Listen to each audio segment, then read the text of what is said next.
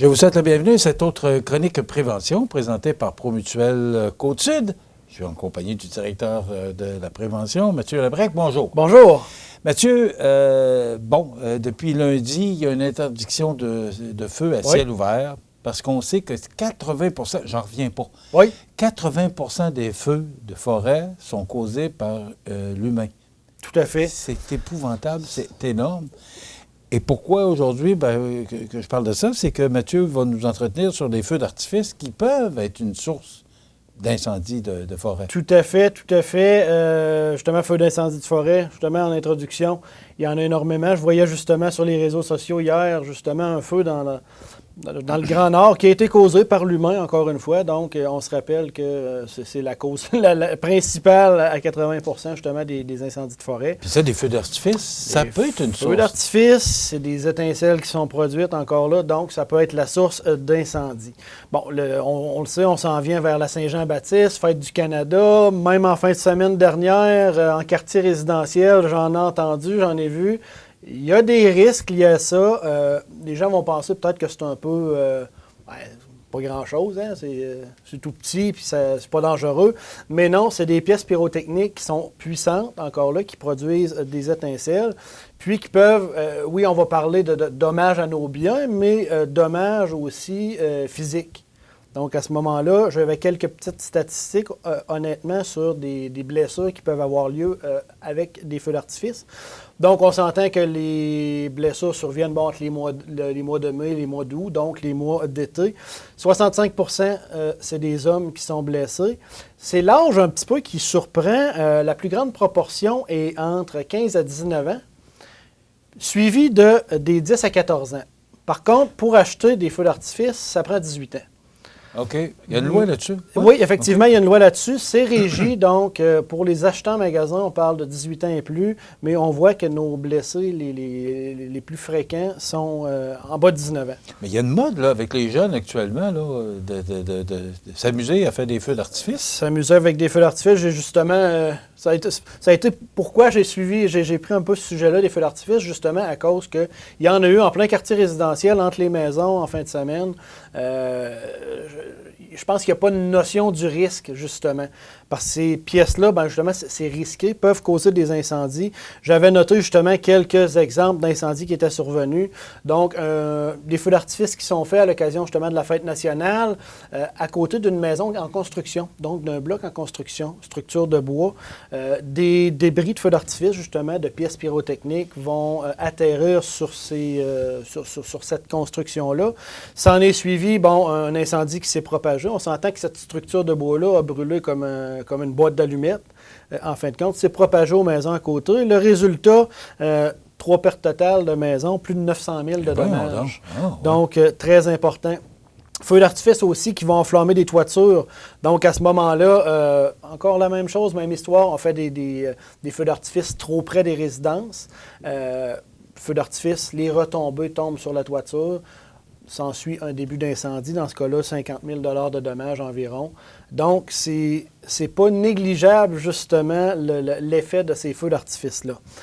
Parmi les blessures aussi qu'on voit, souvent, on va être blessé au niveau de la tête, du visage, le doigt, les mains. Pourquoi? Pourquoi, justement, ces blessures-là, ces accidents-là arrivent? Allumage dans les mains.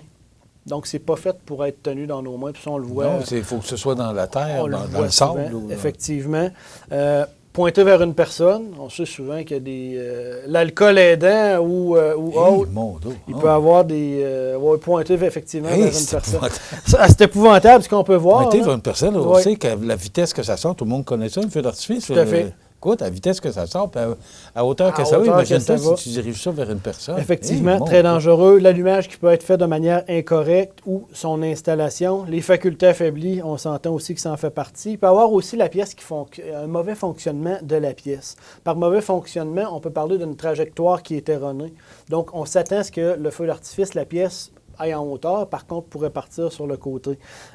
Incident de renversement, si ma pièce n'est pas bien fixée, justement, soit sur son socle ou, par exemple, dans un seau rempli de sable. Le socle, là, ce que tu parles, c'est... Je ne sais pas si on le voit bien à l'écran, là, mais... Tout à fait. Bon, il y a comme une...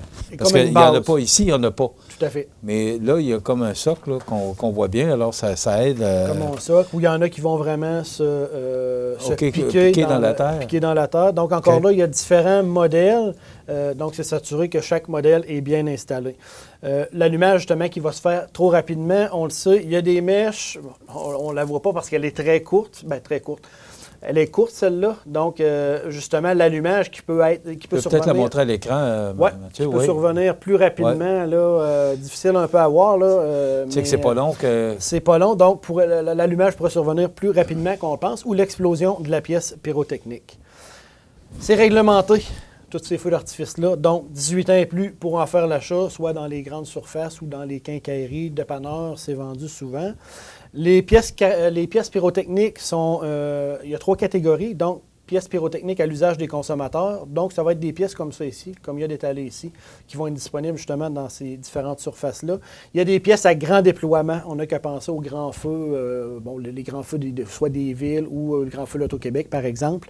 Puis, il y a des pièces pyrotechniques pour l'usage du divertissement. Ça va être quand on va aller voir des spectacles, par exemple, dans des salles ou des spectacles extérieurs à ce moment-là. Il y a des permis, justement, à ce moment-là, que ça prend pour ce qui est du divertissement. C'est réglementé, là. Tu ne peux pas faire ça dans ta cour chez vous. Tu ne peux pas faire des feux d'artifice à grand déploiement chez vous ou pour l'industrie du divertissement. Pour ce qui est des feux d'artifice, encore là, il y a des réglementations municipales qui vont s'appliquer. Donc, il y a une réglementation fédérale parce que c'est des explosifs, c'est qualifié d'explosifs. Il y a des réglementations municipales.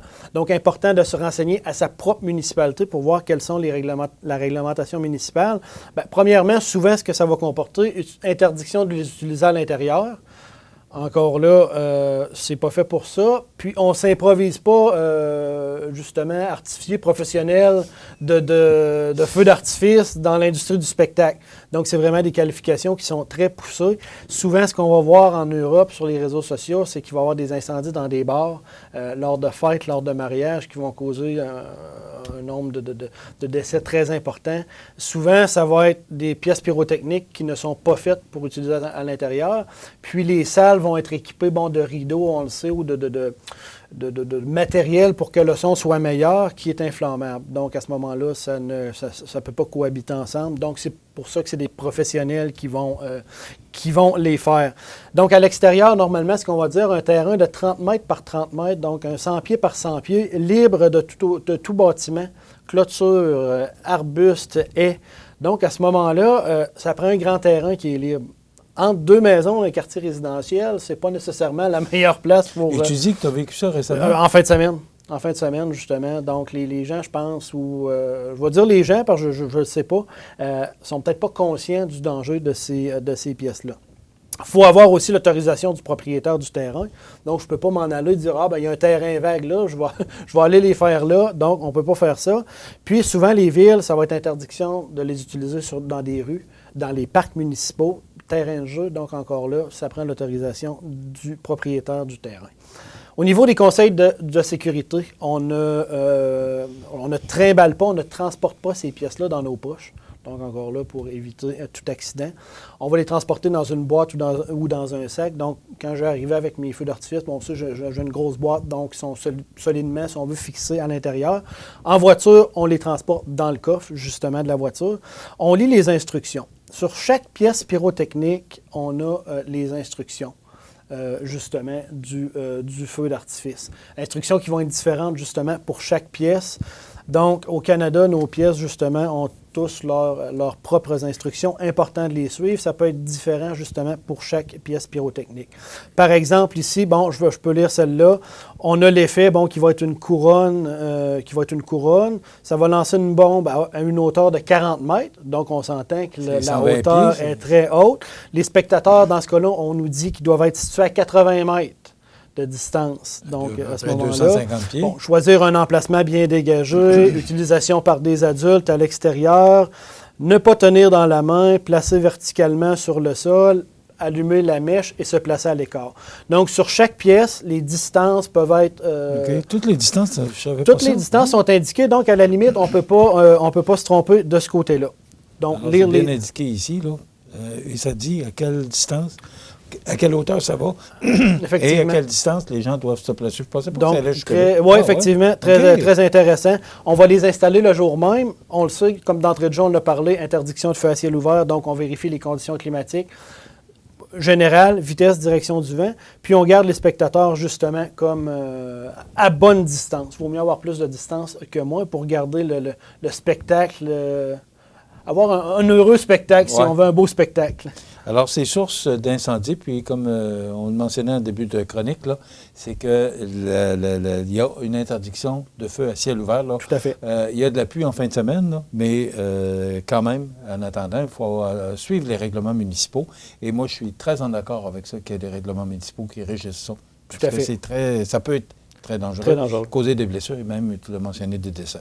Tout à fait. Mathieu, merci beaucoup. C'est une chronique très intéressante. Donc, voilà, ça complète notre chronique prévention pour aujourd'hui. On se retrouve dans 2 semaines. Oui, tout à fait. Merci. Merci, Mathieu. Voilà, ça complète.